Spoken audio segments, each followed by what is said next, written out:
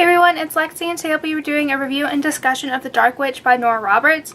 And for those of you who don't know, this is the first book in the Cousin O'Dyer trilogy. And this is kind of like an adult fantasy novel. It takes place in Scotland, and the book starts out with kind of like an introduction to like kind of the whole premise of the story. And the first few chapters take place within the 13th century, and they revolve around a witch named Sorsha, who is known as the Dark Witch.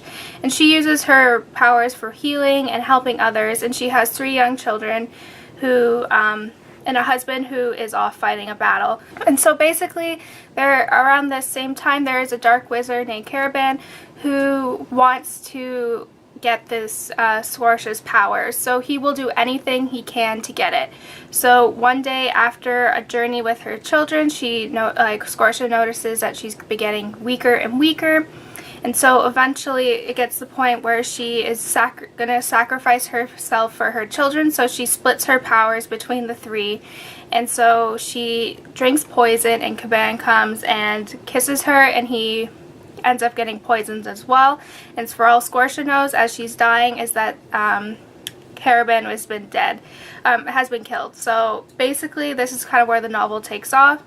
Fast forward to present day, we're kind of the main protagonist of the story is Iona, and she ends up flying all the way. She quits her job, she sells everything, and she ends up coming all the way to Scotland to meet her cousins. So basically the power of the Dark Witch has been passed down through her children through the generations, and finally the time has come where the 3 have kind of gone together.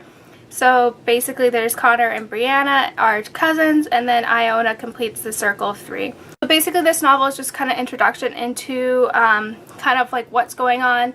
And so they learn that Caravan has not been killed. He kind of has spilled, but they're not sure why, but he was able to live through being poisoned. So he kind of works within the fog, and he kind of takes place as a wolf as well. He can transform into a wolf.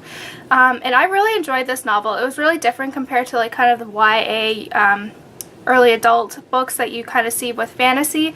There wasn't a princess. There wasn't really like kind of that element to it, which I thought was like, you didn't see any of like the tropes like love triangles in this, and I really enjoyed it. It was very different. I must say though, it did take me a little bit to kind of get used to the dialect that is used in this book, because it is kind of has that Scottish dialect kind of pacing with the words that like with how they speak, so that did take a little bit to get used to, but I really enjoyed this. There's a little romance in here as well, which is good.